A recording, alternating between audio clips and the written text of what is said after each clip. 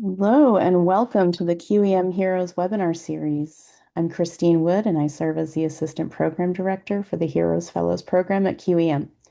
And for more than 30 years, QEM has been a national catalyst for STEM education transformation and research capacity building. Currently, the QEM network serves nearly 900 colleges and universities and reaches more than 8,000 individuals nationwide. This webinar is part of the HEROES initiative. The HEROES program brings together researchers with experience in the federal government to lend their expertise and support to the STEM research and education communities. Our fellows are here to provide tools and tips for navigating the funding landscape, developing STEM programs and partnerships, and improving talent retention in in-demand fields. We hope this series promotes engagement with our HEROES fellows and provides valuable resources to our participants. The webinar recordings and slides will be available in the QEM Resource Hub. By attending this webinar, you will soon be added to the QEM network and granted access to the Resource Hub. And I'm so happy to introduce our Heroes Fellows today. Dr. Emily Davis served as a program manager in the Office of Training and Education at the National Cancer Institute within the National Institutes of Health, where she oversaw competitive fellowship programs and led professional development workshops. She received her PhD in biomedical sciences from UCSF, where her research focused on the role of the second X chromosome in brain aging and neurodegeneration. Dr. Jehnae Linkins is a mechanical engineer and researcher. She recently earned her PhD in mechanical engineering from the University of Maryland, where her research focused on equity-centered and Black-centered design in emerging technologies. Dr. Linkins works at the intersection of engineering, social impact, and inclusive research, helping institutions reimagine how STEM can better serve historically marginalized communities. And Dr. Amaka Nwankwo is a global public health executive and epidemiologist with more than 25 years of leadership advancing HIV/AIDS programs, health system strengthening, and equity-centered policy across Africa, the Caribbean, Southeast Asia, and the United States. She most recently served as Senior HIV Technical Advisor and Acting Office Director for USAID in Ho Chi Minh City, Vietnam. Dr. Nwankwo brings expertise in TA science and epidemiology, strategic information, and cross-sector partnerships, complemented by experience as a teacher, lecturer, and mental health coach trainer. She holds a Doctor of Public Health and Global Health Epidemiology from Morgan State University and degrees in Education and Chemistry from Temple University. And so, without further ado, I'd like to turn the floor over to our presenters today. Thank you very much.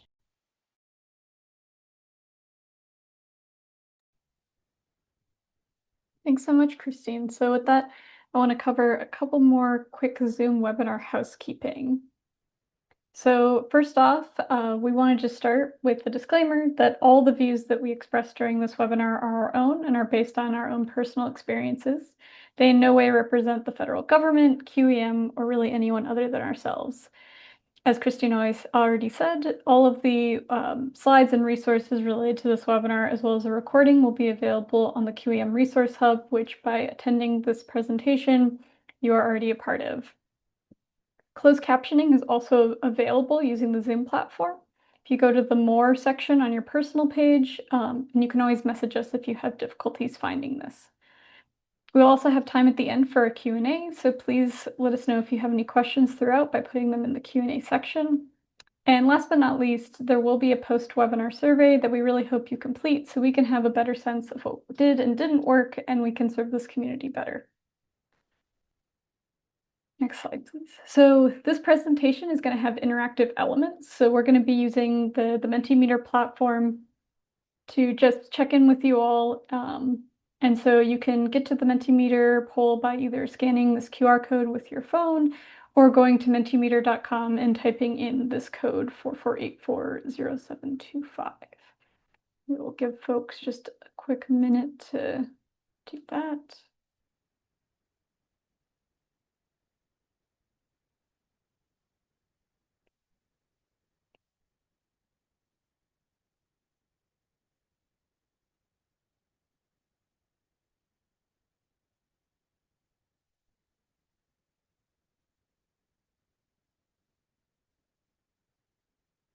I think we can go to the next slide, which will be our first poll.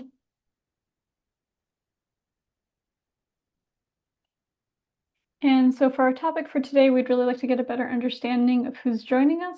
So if you could just let us know what career position best describes you.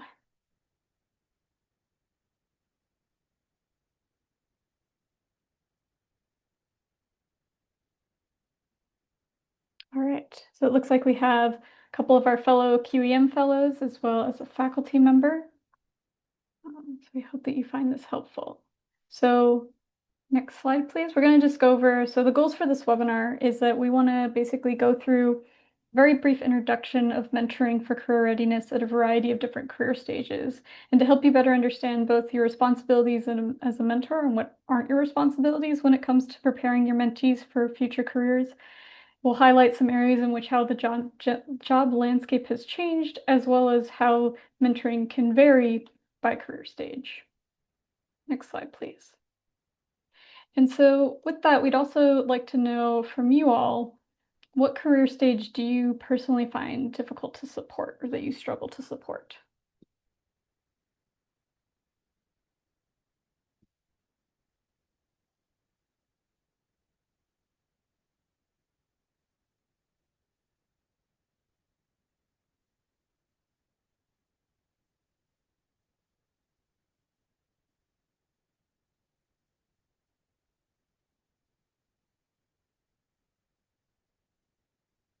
All right, looks like we have a little bit of a bimodal distribution with the majority of folks struggling with that early career portion.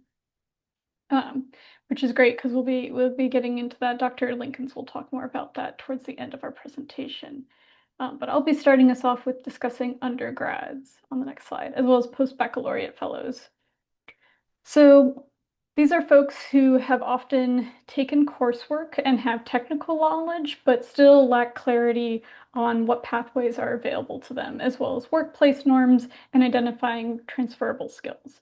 So your role as a mentor here is to kind of bridge that gap between what they're being taught in the classroom to what are going to be relevant to their career.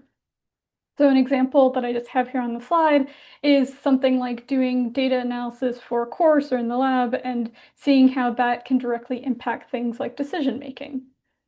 Um, Going over just kind of some of the things to focus on at this career stage is mentoring for career exploration. So this is things like helping them conduct informational interviews, encouraging them to join professional societies, helping them identify what pathways are available to them, as well as identifying things like internships so they can get job experience.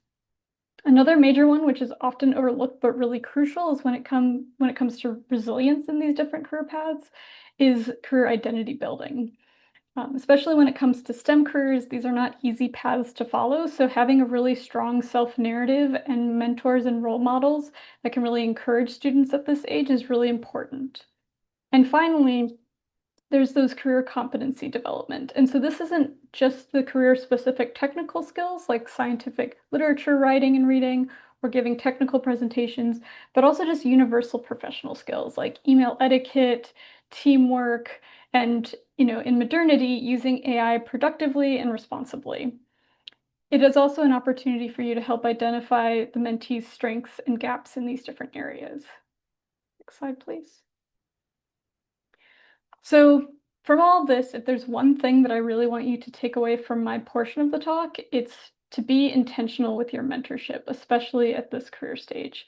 It's really crucial when mentoring anyone, but especially for those who are first generation or students who are underrepresented, they disproportionately benefit from this intentional mentoring. And if you're interested in learning more about culturally aware mentoring, I highly recommend Dr. Linkins' webinar that was given last month on this topic, which you can also access through the QEM Resource Hub. I also want to emphasize here that your goal is to empower and to guide, but not to do it for them. As I'm often told, you can't want it more than they do. And some of the things that I want to highlight here is basically you can use this interaction framework as well as what I mean by being intentional is things like building trust, maintaining appropriate professional boundaries, and also just acknowledging the whole person. And so this framework can be helpful when actually trying to do those things and like what I mean by trying to do those three things. And so one way you can do that is by asking. So this just means asking them about their career, about their life early and often. Not only can this help normalize career exploration and really prompt them to consider their opportunities, but it's also a way for you just to stay up to date on where their head's at. Oftentimes, especially at this career stage, their interests and plans can change, and they might always not think to update you or may actively be hesitant to update you, especially since there's this, wide power dynamic here. They might be afraid of upsetting or disappointing you. But that said, you don't want to spend time advising and advocating for them in a particular career path when that's something they're no longer interested in pursuing. The next step is going to be affirming. So, acknowledging mentees' personal struggles and acknowledging the other aspects of their life that are going to impact their career. Things like family situations or how they're doing in other courses at the time.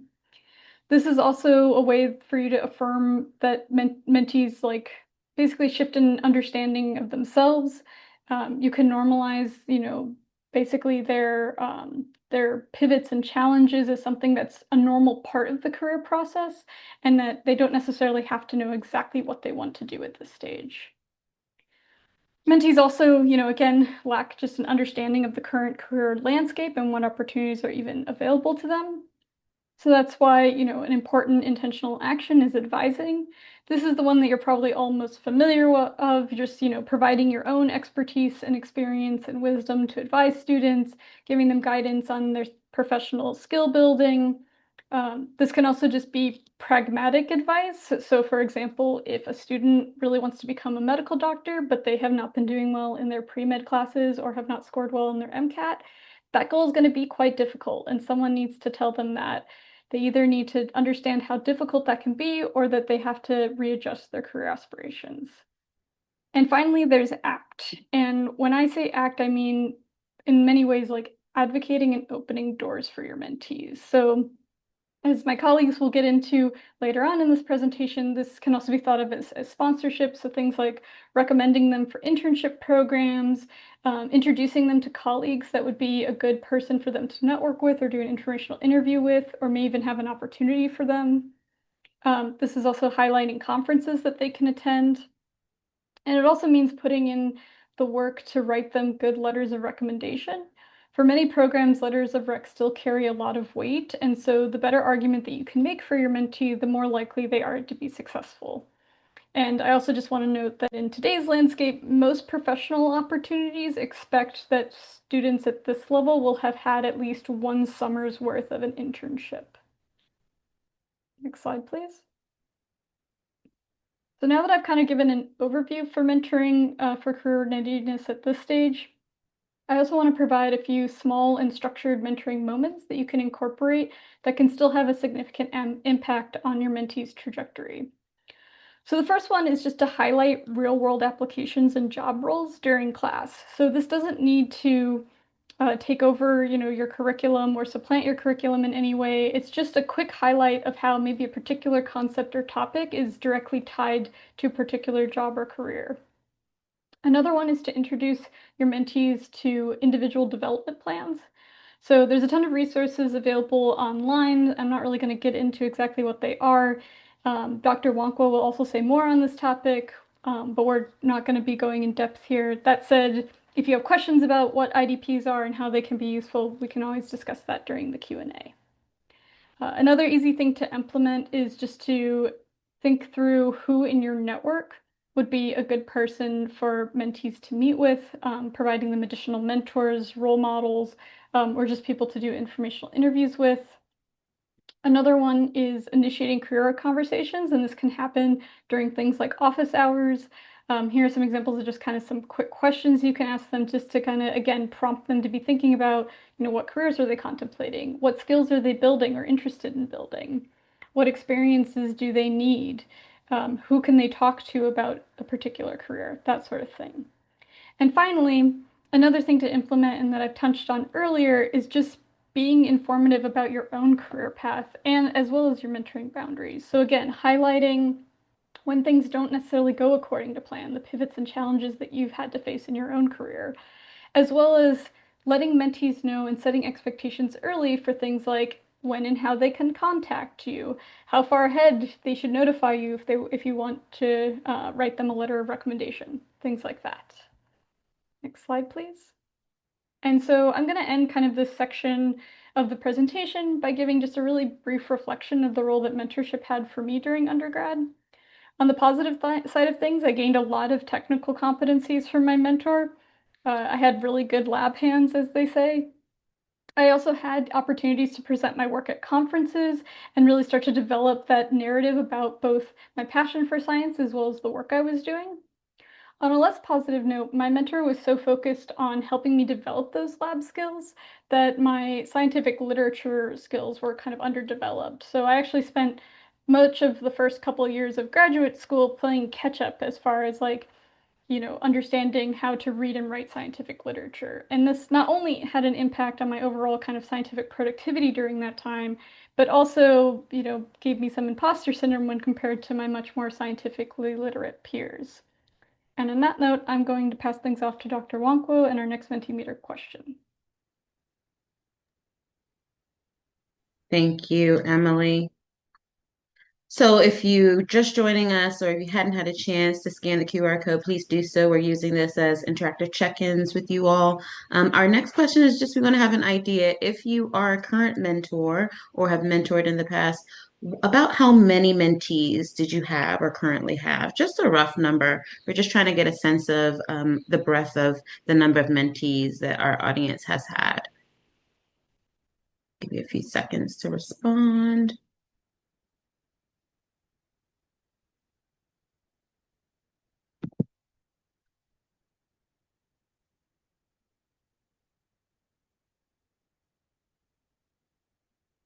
Okay. Maybe a couple more seconds. I can see we don't have all responses just yet, but definitely we have a critical mass of about four. So for those of you participating that were able to respond, that's a nice number of mentees to pour into. So if you still want to answer, feel free to do so. Some haven't mentored, but at an average about 10 at the time that this particular participant did. Thank you for sharing that. So between 2 and 4, but 4 seems to be the sweet spot, at least for today. Thanks for sharing. Next slide.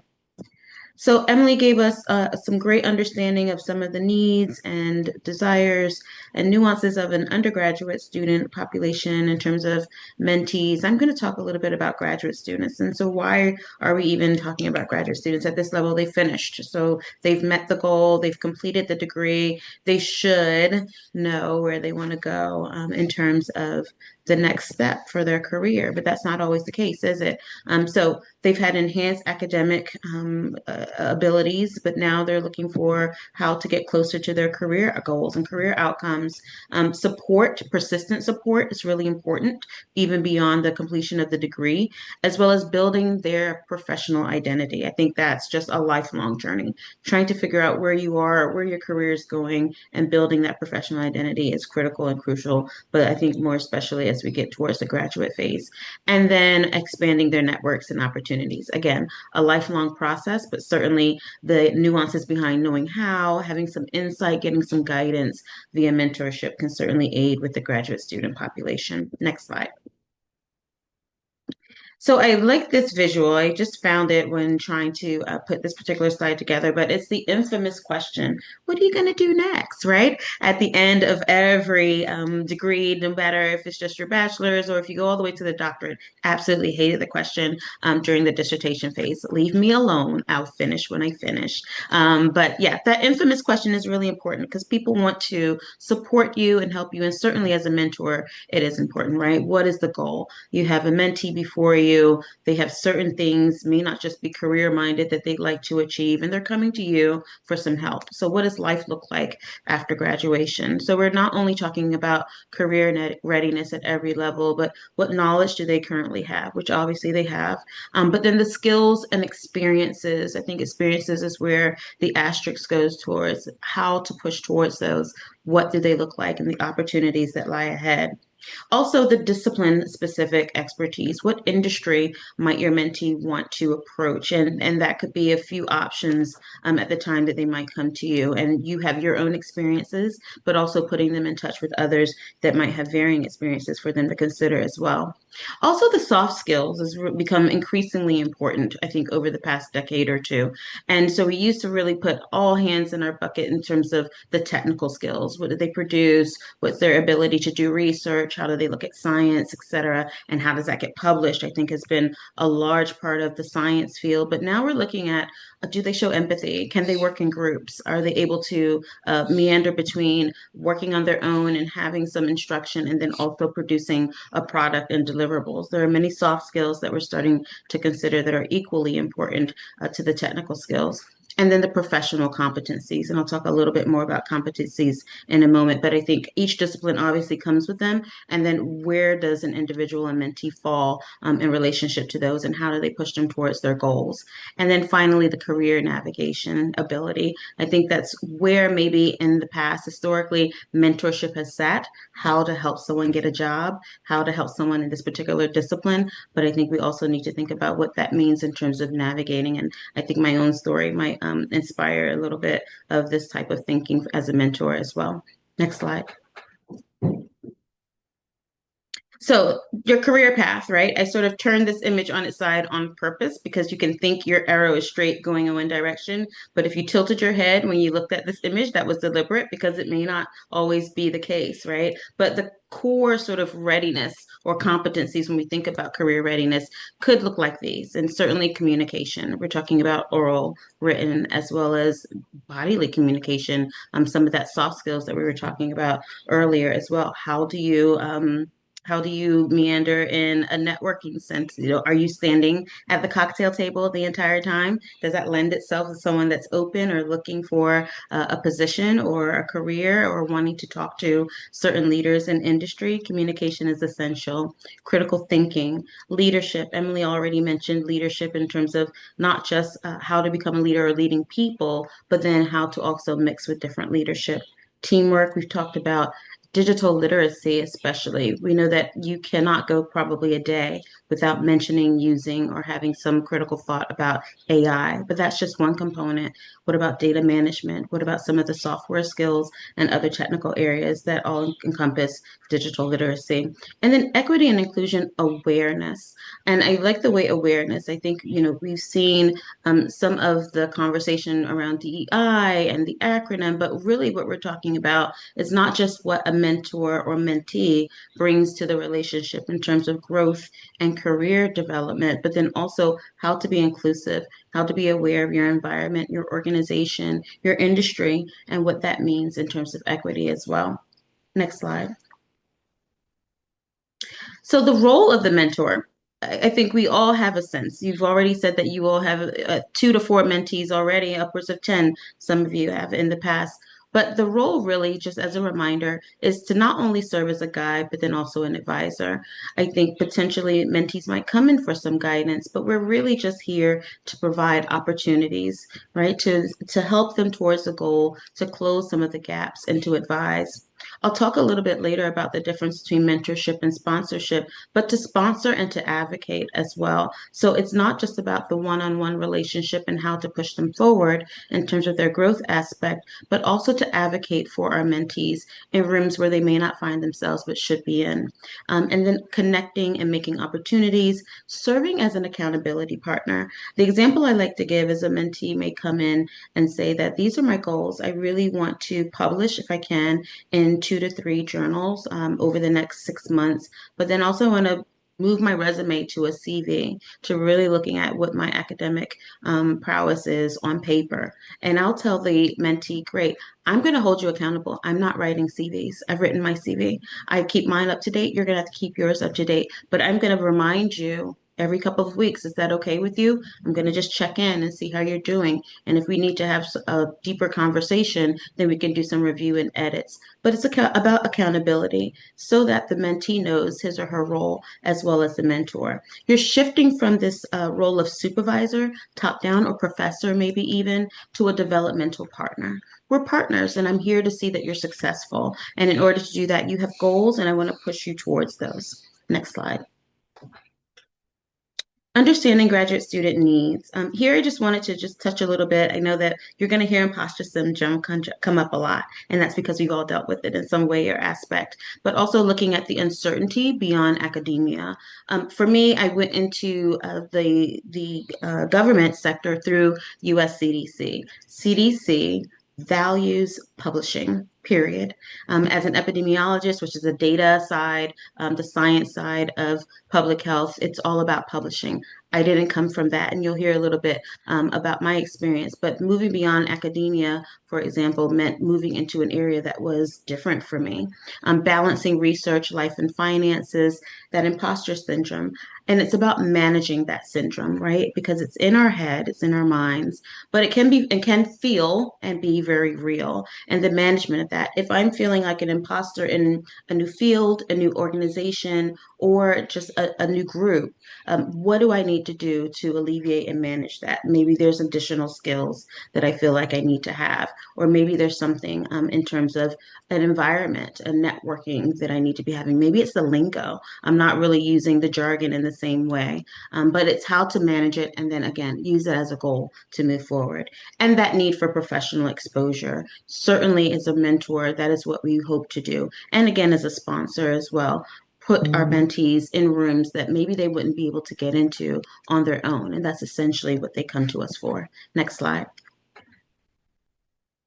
So, mentoring across our differences, just to put it out there again, we're talking about cultural awareness. We're talking about knowing what we're bringing to the table as mentors and helping our mentees to see themselves and find themselves, maybe in some ways. Looking at that awareness allows them to also understand the rooms that they might find themselves in, the generational differences, the communication styles, as well as the power dynamics that might be at play. We know the power dynamics at the academic sense. They certainly exist in different organizations as well as different societies, conferences, etc. And where we can lend more information to close those gaps for our mentees, I think the better. The example I like to give here is also, and forgive me if there are any millennials on the line. I'm very close. I'm not a millennial. But there's a lot of criticism out there, if you've not noticed, about millennials, how they communicate, the speed at which they do things. And that's because other generations are struggling because maybe we didn't do things the same way. But making sure that we understand both how we work and our styles, as well as our potential partners, as well as colleagues, is equally important and something that we should also bring to bear in our conversations as mentors. Next slide. So we touched on IDPs. I know that Emily mentioned it, and I just want to go there a little bit in terms of expectations and tools. There are certainly a lot of tools that can be used, from IDPs to mental maps, mentoring maps, which Jehnae will go into, and all kinds of assessments. But IDPs, and I first came into knowledge of IDPs from an employer employment point of view, and so we use them in government as a tool between supervisor and mentee to move along in terms of goals. And so I like the components here. There are so many versions that you can find online. Choose what works for you. But considering the previous year from a retrospective point of view, like, what did I possess? What have I already done as a mentor and equally as a mentee? Assessing their past performance, recalibrating about the year ahead, looking at your goals. Again, everything is goal driven from the mentee's point of view. So whatever goal the mentee brings, your goal as a mentor might be, I just want to assist this person in moving to the next step, whether it is beyond graduate school or to a job. The goal could be very different for the mentee, however, but it's focusing on those SMART goals that the mentee asserts with the mentor is very important in an IDP. Training, certification goals, looking at your strengths, looking at your weaknesses, having a 5-year plan. Typically, the IDP is between 9 and 12 months, but it can stretch beyond that for long-term goals. Also, what are the desired outcomes? If you develop your CV, what are you hoping to do with the CV? Is it just that you now have the document ready to go, or are you hoping to apply for a few positions? Where? What are the skills that you hope to gain? And then finally, the 3 developmental areas, aligning goals with the areas that need improvement so that you can close the gaps in any skills within the workforce. Next slide. Again, focusing on graduate students, providing effective feedback, I think, is essential. At the graduate school level is where you start to see a lot of competing agendas. It's not just about academics. Most and some definitely work, maybe doing some complementary research, as well as trying to figure things out just from a lifestyle point of view. Being timely and specific with feedback is really important. Growth oriented, always focusing on the mentee's goals, having a balanced method of providing that feedback. And I like the sandwich method. Start with the strength that the mentee possesses or that you've seen them grow towards over the past few weeks or months. And then what areas of improvement, given those strengths, do you still feel that according to their goals, they could work on? And then ending with the strength. Given that, I still think you're doing really great with your communication. Let's continue this and move forward. And then make them actionable. If a mentee is coming to you and getting nothing but words and talk, then there's really little action that he or she or they can take. And so I think always focusing on what do you want the mentee to actually do as a result of your conversation? Can you lend yourself to that type of guidance? Next slide. In terms of measuring for success, I think alongside everything that I just said in the previous slide, we want to look at the progress towards the goals. Obviously, if there's any skills to be developed, that doesn't mean that they have to take a training. It doesn't mean even that it has to come at a cost. Let's start to have conversations about what it means to have a back and forth for prepping for an interview. Those are skills that could be acquired really easily. Hey, I have an extra license on this particular software. Are you interested? I mean, maybe it could serve as help for their next research assignment or even their own dissertation if they're moving towards that goal. Those are still skills that can be developed. And there are tons and tons, as you already know, of free development schools and boot camps and things of this nature that can also be developed for the mentee as well. Looking at career placement outcomes and then also finding success by measuring the satisfaction of the mentee. It may take a very humble type of approach, but are you getting what you need out of me as a mentor? Where else could I be of service or help? Or maybe I don't know enough about that. Do you mind if I put you in touch with my colleague and then you go and do the background in terms of offering and seeing if someone else is available to provide that assistance? You don't have to be the answer to everything as the mentor, but you do want to ensure that the relationship has some success for the mentee. Next slide. Mentorship versus sponsorship, and we're getting towards the end of the graduate, at least component here, and I'll hand over to Dr. Jehnae. Mentorship advises, okay, while sponsorship advocates and open doors. Advice is the talking part. It's giving the feedback towards reaching the goal. But the sponsorship is truly going and opening doors for the mentee that he or she or they may not be able to get into by themselves. And so that is, hey, I have a colleague. I know you said you're interested in big pharma. I have a few folks that I'd like to introduce you to. Those are not doors that are easily opened or that you can do just with an email. So it's about opening doors versus just having advisory conversations. Mentorship builds you or sponsorship moves you. I love this statement. Building the character, building the development, building the goal and the growth versus helping to move now that mentor based on their readiness into different rooms. And so both are essential for career advancement. Next slide.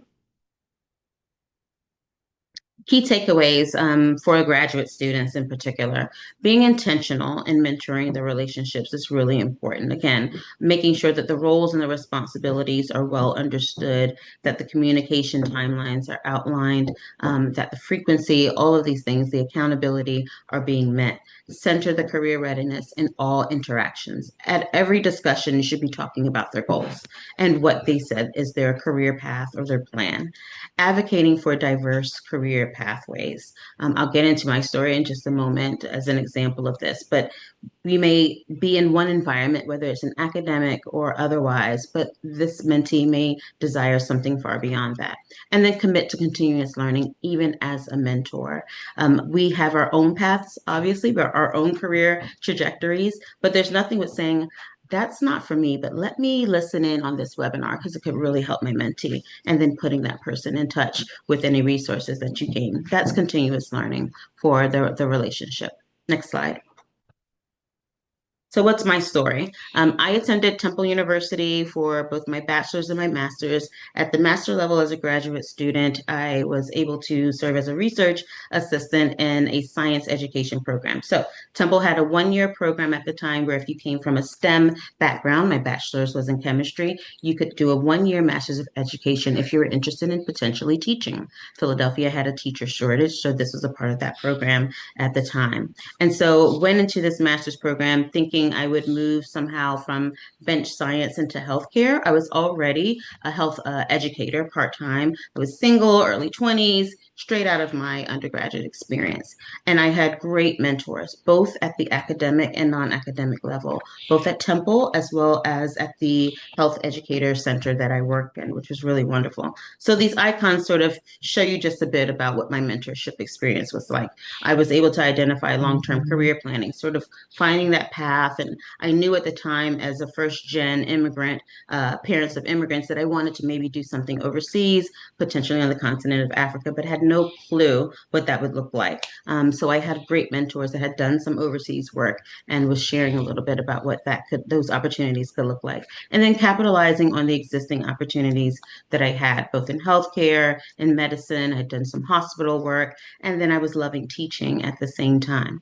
So the pros again were that I had great academic and non-academic mentors in many settings to start to figure out where those opportunities could lie for me. But the guidance was more about research. It was more about how to do science research was not a con per se, but in terms of the way I thought I was wanting to navigate my path, I wasn't really still sure where to go.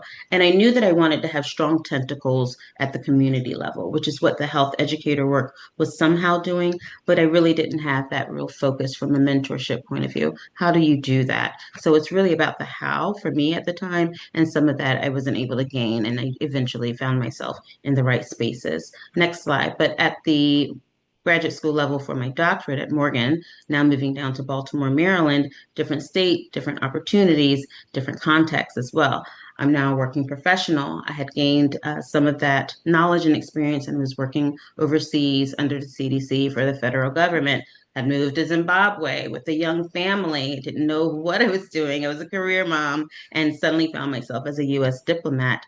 And so the mentorship then, and had great mentors from ambassadors to persons in the field of science and medicine and healthcare. And so I was able to gain a lot of insight about lifestyle. How do you do this life? How do you find stability, financial planning as a parent, and looking at sort of the future? But then I think the cons too is that I was in uncharted territory. No one looked like me. No one was sort of trying to balance both science and STEM, education and healthcare, and do this overseas. So I eventually had to pave my own way, and I gathered mentors along the way from whichever disciplines I could find them. And then eventually, just like we all have to do as individuals, was able to make a path that eventually worked for me.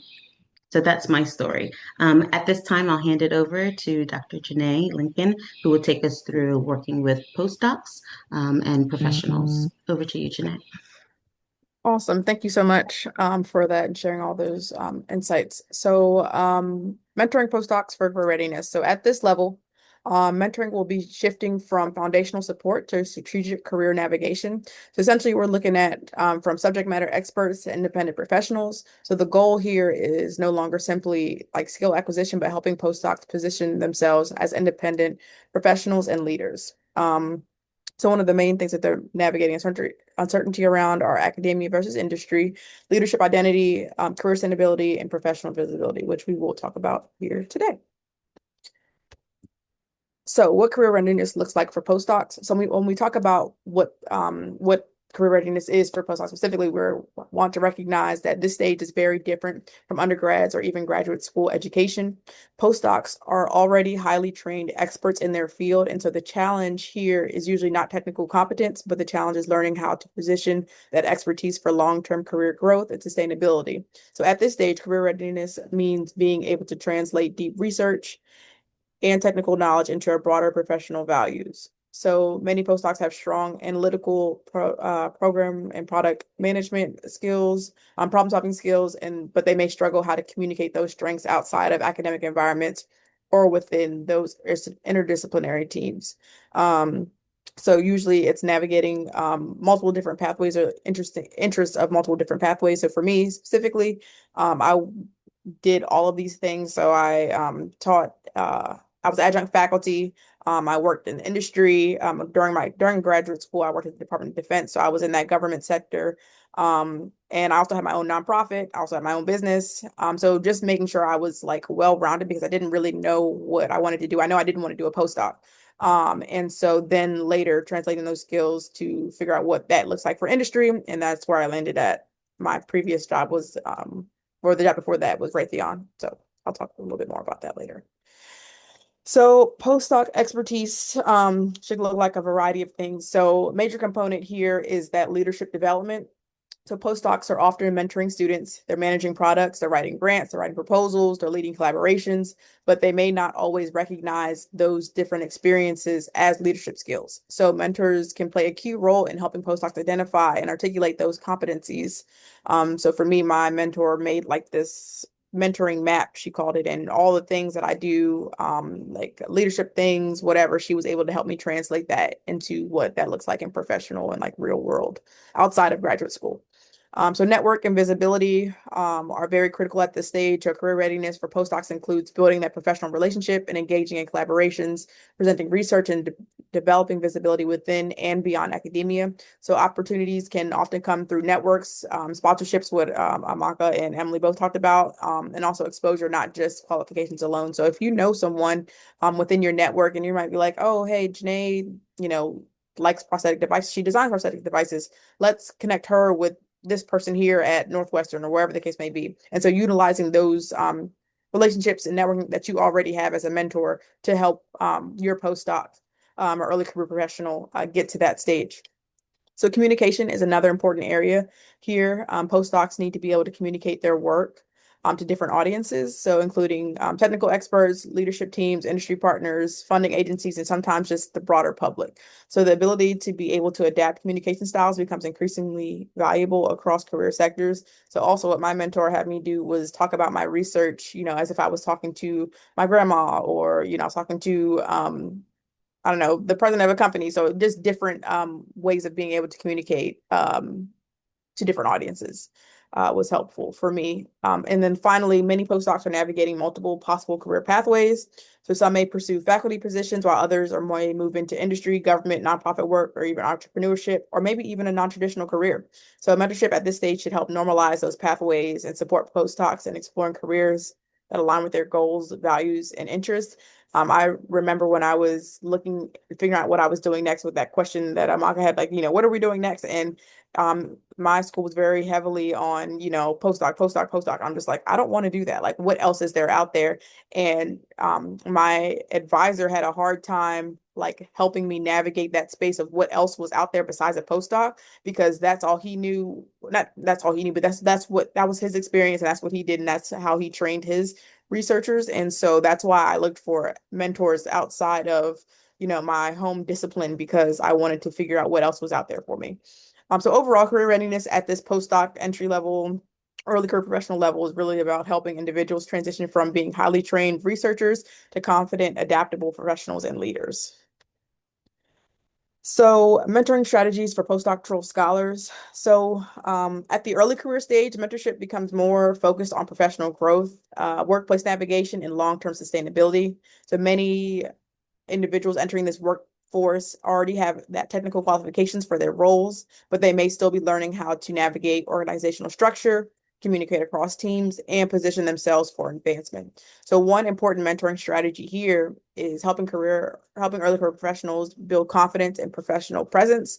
So this includes encouraging them to speak up in meetings, advocate for their ideas, and recognize the value that they bring to that organization or to their organization. Many individuals, particularly those from underrepresented backgrounds, may experience imposter syndrome or uncertainty in professional spaces, and mentorship can help normalize and address those experiences. Again, so for me, at my graduate program, I was one of 289. I was the only Black woman, only Black person. And so that looked very different for me because in labs and classrooms, I didn't see other people who looked like me. And that was very difficult for me to like comprehend in as I have a science brain. So like 1 + 1 was not equaling 2 for me. So mentors should always support that leadership. Mentors should always support leadership and decision-making development. Leadership at this stage does not always mean just managing people. It can mean leading projects, taking initiative, communicating effectively, and developing that confidence to make informed decisions independently. And so another critical area is helping individuals navigate workplace culture and organizational dynamics. So early career professionals are often they're learning unspoken expectations around communication, collaboration, networking, and professional etiquette. So mentors should be able to can provide that guidance to help mentees better understand and navigate those systems. So given that, as a mentor, you've had maybe not the same experience, but similar experiences, sharing, being personable and sharing that experience with your mentee is very dynamic and is very helpful, especially helping them navigate through these different situations. So they don't feel like they're the only one going through this, or other people have been through this before, and this is how they were able to navigate this. And so also following up to that, networking and sponsorship are essential. So sponsorship goes, like we said, beyond giving advice. It includes advocating for someone, recommending them for opportunities, connecting them to professional networks, and helping them increase their overall visibility within an organization or field. So those opportunities can significantly impact that career advancement for that early career professional and or postdoc. So the mentors should also help early career professionals think about sustainability and boundaries. So many individuals feel pressure to constantly prove themselves earlier in their career, which can lead to burnout. So mentors can help develop healthier approaches to success, including setting boundaries, prioritizing well-being, and recognizing that long-term growth is more important than that short-term overextension, which we have tended to do. So overall, effective mentoring at this stage is not just about helping someone succeed in the role, it's about helping them build sustainable, adaptable, and fulfilling careers. So common challenges that postdocs face.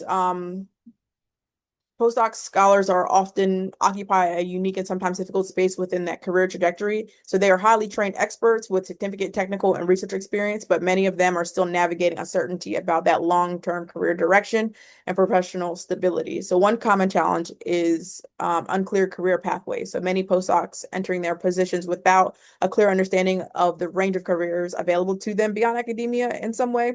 So in some environments, faculty roles are still presented as a primary marker of success, even though the academic job market has changed significantly over time. So there's also still that pressure of both internal and external to remain within academia, even while the individual's interests or goals maybe will align closely with like industry, government, or nonprofit or other interdisciplinary careers.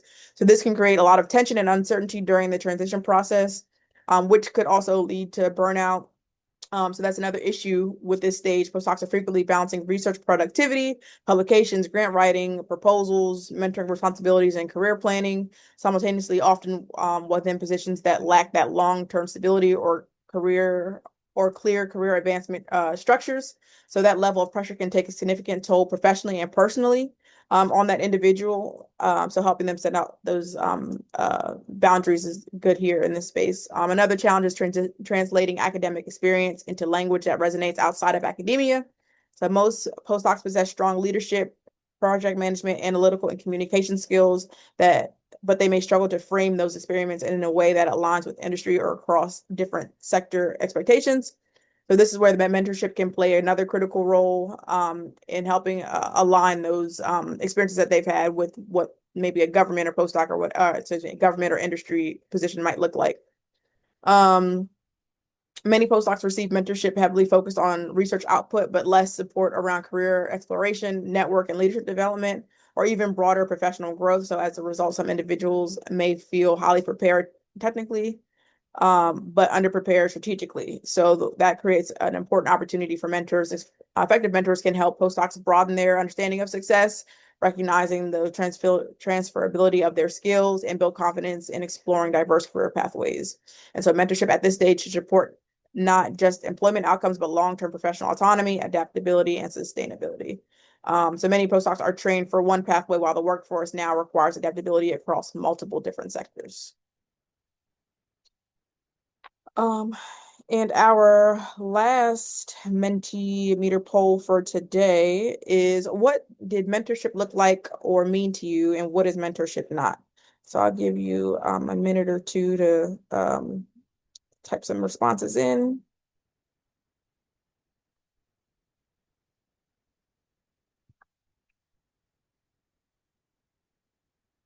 And I'll give a minute or so because I know this one's an open-ended question, so you may be writing dissertations, which is great.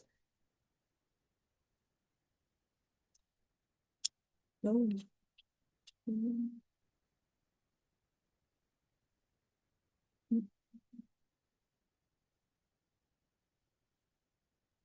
Gotta wait.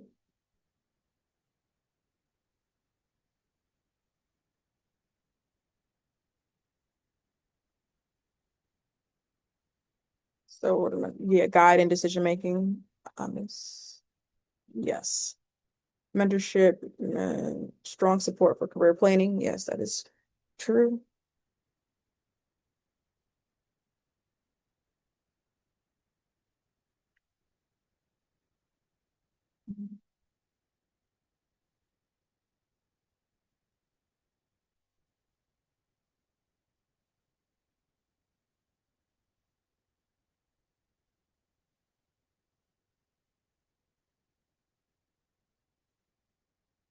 So we'll go with those two for now. Maybe people might still be typing, but we can come back.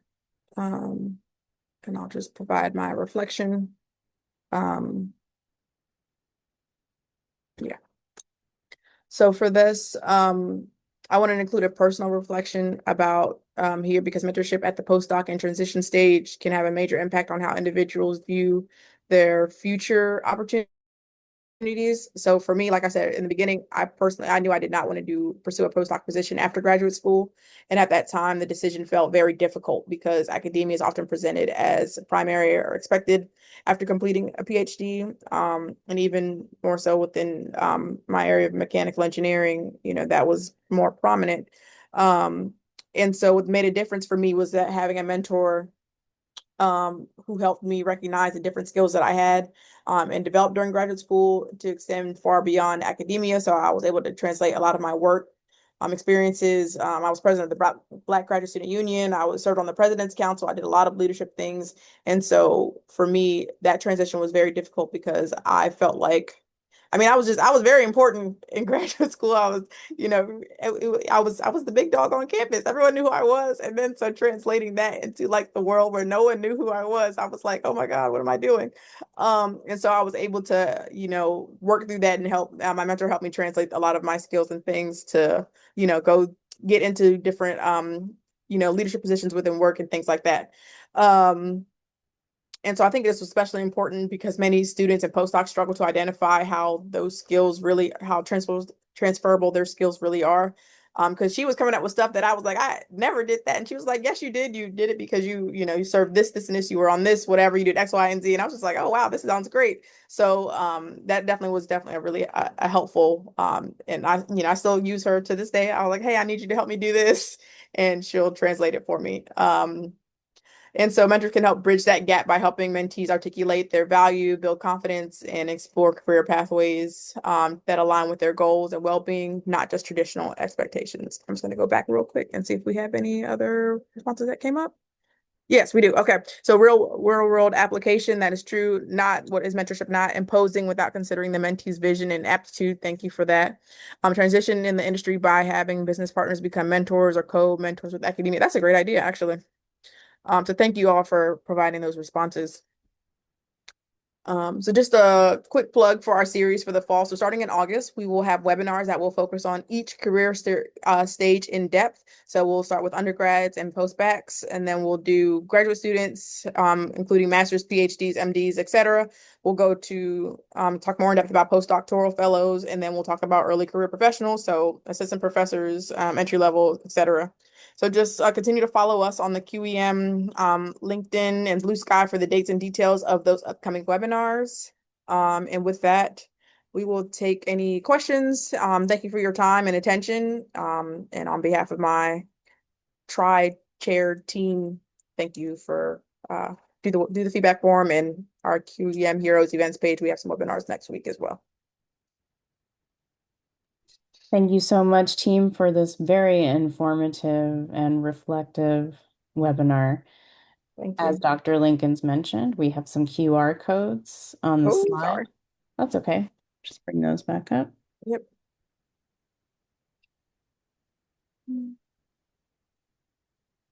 We have some QR codes on the slides that link you to the QAM events page. As Dr. Linkins mentioned, we have webinars next week that you can enroll for. Heroes webpage gives you information on our Heroes Fellows and how they can help you. And I've linked to the webinar feedback form in the chat. And we are open for questions. We have about 4 minutes. You may use the chat, the Q&A box, or raise your hand to come off mute.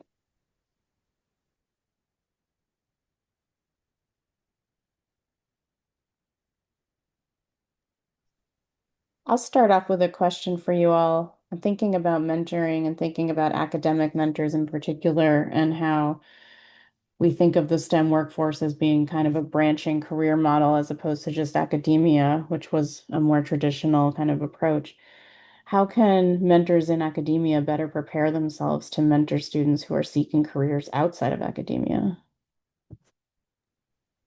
I think that's a great question. And actually, it highlights something for me that I was thinking about during our talk, which is that, we're very much focused on like mentors providing mentorship. But the thing is that mentoring can also be very beneficial to the mentor, not just in, the feel good feelings, but also to your point, you know, one way to help your students prepare for careers in industry is for you to get to know about careers in industry. And this could be something like establishing collaborations with industries that are in your local area, or even doing like a grant with an industrial partner, or other like, using government facilities or having a government-based collaborator in order to understand more about careers there. And so in a way, you can kind of, get a 2-for-1 where you're both expanding your understanding of careers outside of academia while also benefiting your own work. Thank you, Dr. Davis. Yeah, I'll piggyback on Emily's response in terms of exposure for mentors in areas that they may not commonly find themselves in. I think it's equally important, as he said, to do the continuous learning as mentors and to humble ourselves even in the presence of our mentees. They may be bringing information that the mentor has not explored. And so saying, I need to learn more about that. I'd love to help you with it. I don't know as much. So let's learn together. And anywhere I can open doors or gain additional resources for you, I'm happy to do that. It did make me reflect on my doctoral research. It was with global health population, and that was not at all on the agenda of Morgan State University at the time. We were looking very much at the U.S. domestic public health needs, as there are many, as well as in Baltimore and Maryland at the time. And I said, I'd actually like to do my work on something that's very personal to me, and that's HIV, people in Africa that have HIV that look just like me, that are in my family.